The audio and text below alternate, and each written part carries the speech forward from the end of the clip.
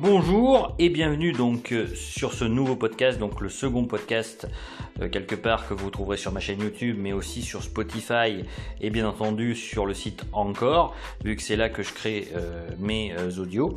Et bien aujourd'hui j'avais envie de parler de la symbolique de l'harmonie ou des harmonies en général.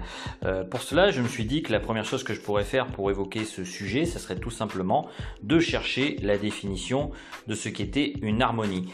Alors la première chose que j'ai fait, c'est tout simplement aller sur internet et regarder justement les définitions qu'il peut y avoir sur l'harmonie.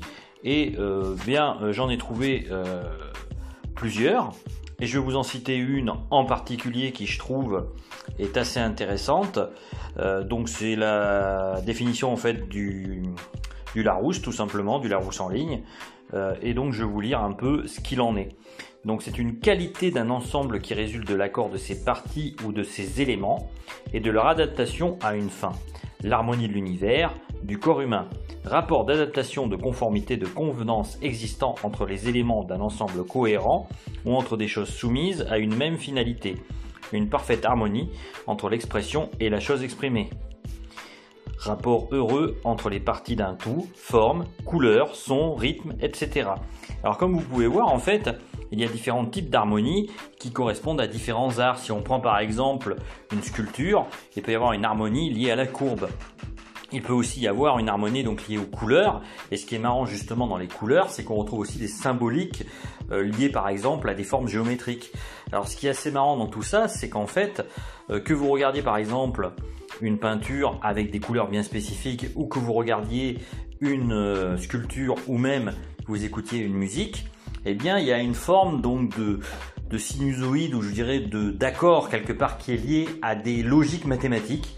Et donc c'est assez troublant de se dire qu'en fin de compte on a tous quelque chose en commun et que c'est peut-être justement une logique un peu mathématique ou je ne sais pas comment dire exactement par rapport à ça. Appelez ça l'intuition, appelez ça une forme d'improvisation. Et cet aspect-là des choses justement, eh bien on le retrouve des fois dans des artistes qui n'avaient aucune connaissance dans les harmonies de couleurs. Et pour cela d'ailleurs je pourrais citer, d'ailleurs je l'ai déjà cité la semaine dernière par rapport à ça, le douanier Rousseau qui en fin de compte faisait des harmonies de couleurs sans savoir qu'il en faisait en fait. Et ça c'est assez drôle parce que il y a quelque chose qui dépasse en fait l'être humain et qui nous incite à aller dans un sens bien précis. Et donc c'est peut-être à chacun d'entre nous justement de trouver la vibration sur laquelle on peut s'exprimer. Alors je sais que je reste un peu philosophique dans tout ce que je vous dis, mais je trouve quand même que ça a une importance de le dire parce que ça veut dire que en fait on a chacun un but dans notre vie et que quelque part créer une harmonie, eh bien vous allez parler à un public bien précis. Vous n'allez pas parler forcément au même public suivant le type d'harmonie que vous allez développer, que vous soyez musicien, que vous soyez peintre, et forcément vous toucherez un public bien particulier. Alors j'en viens justement au sens profond justement de tout ça, c'est que si on regarde justement par exemple en politique, alors là je vais faire une petite digression, mais pour venir justement sur le cœur du sujet, eh bien c'est que les couleurs, pour revenir justement sur les couleurs en particulier vu que c'est le sujet de cette vidéo, eh bien les couleurs, si on regarde les couleurs, on s'aperçoit très vite qu'en fait il y a une symbolique des couleurs. Si on prend par exemple des affiches d'anciens partis politiques dans le passé qui sont présentés ou d'hommes politiques qui sont présentés, je pense par exemple à Mitterrand ou même Sarkozy, souvent on retrouve le bleu dans leurs affiches. Eh bien le bleu souvent c'est un symbole en fait de justice et de sagesse. Donc c'est pas un hasard si par exemple ils ont utilisé ces couleurs. C'est qu'en fait ils veulent vous envoyer un message en vous disant je suis sage ou je suis juste. C'est pas un hasard non plus si par exemple les policiers portent des tenues de couleur bleue. Il y a toute une symbolique dans la couleur et qui aussi est utilisée des fois pour prendre du pouvoir sur vous, un ascendant sur vous. Donc sans juger en fait de l'aspect disons purement manipulateur de la chose, mais en tout cas il y a une intention derrière ça en utilisant un certain type de couleur. Et donc vous, si vous peignez bien évidemment et si vous voulez développer une activité artistique, il faut que vous vous asseyez là-dessus, c'est-à-dire qu'il faut que vous vous disiez je vais utiliser la symbolique des couleurs pour toucher mon public. Si vous ne savez pas vraiment utilisez les couleurs, eh bien, il y a peu de chances que vous arriviez à toucher votre public. Et donc, c'est pour ça qu'il faut connaître les couleurs. Par contre, ce que je pense aussi, c'est que trop de techniques tuent le côté artistique. En fait, il y a une combinaison entre les connaissances techniques par rapport justement aux harmonies de couleurs, mais qu'il faut savoir aussi oublier pour faire un peu de l'improvisation à certains moments. Et des fois, vous allez créer des harmonies que personne d'autre n'aura créé avant vous par rapport à des couleurs, ou alors vous allez recréer des harmonies qui seront totalement différentes de ce qui existe en temps normal dans l'art. Donc voilà, c'était une idée que j'avais à vous proposer par rapport à ça, parce que je trouve que justement, ça nous incite à une certaine réflexion par rapport à l'usage des couleurs.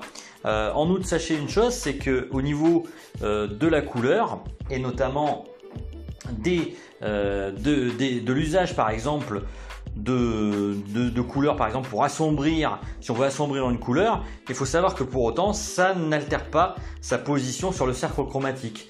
Et donc ça peut être utile par exemple pour faire des jeux de contraste, d'utiliser justement du pigment noir, enfin de la peinture noire ou des bruns pour pouvoir assombrir certaines couleurs. Et grâce à ça justement, vous allez arriver à faire des contrastes assez fins au niveau de vos peintures. Donc voilà, c'était un peu toute la symbolique que je voulais développer.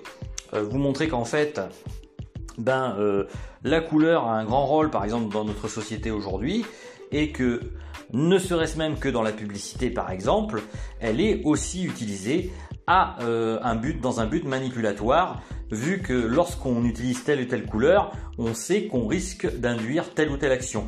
Alors en dernier lieu justement, je voudrais vous citer un exemple tout bête qui est le vert. On sait que le vert incite notamment à l'action, et c'est pas pour rien que souvent on retrouve la couleur verte à certains moments pour justement permettre aux gens d'inciter à l'action. Et par exemple, si vous prenez l'exemple tout bête, ce sont les feux, où vous avez par exemple un feu vert. Eh bien, on a utilisé le vert parce qu'on sait qu'à ce moment-là, les gens vont pouvoir repartir en voiture. Et inversement, on pourrait dire la même chose du rouge qui, lui, a un côté un peu, passionnel, un peu déstabilisant. Ça peut être aussi associé à la révolution. Vous voyez, toutes ces images, alors qui peuvent être à la fois positives et négatives. Par exemple, le sang aussi. Enfin, on peut imaginer la couleur sur la couleur rouge avec un aspect, disons, très gênant. Si on l'associe par exemple à la couleur du meurtre ou à la couleur je sais pas moi, par exemple de gens qui seraient sanguinaires et qui auraient envie de tuer tout un tas de personnes, voilà. Donc c'est assez marrant justement de voir cet usage des couleurs dans la société et de voir à quel point en fait il est utilisé par tout un tas de camps, et que même des fois en fait certains camps utilisent telle ou telle couleur, et qu'en fin de compte en utilisant telle ou telle couleur quelque part, il se place déjà dans le camp de ceux qui risquent d'être battus parce que justement la couleur en question a une résonance négative dans la culture générale du pays. Il faut bien voir aussi que les couleurs peuvent avoir un sens différent suivant les pays.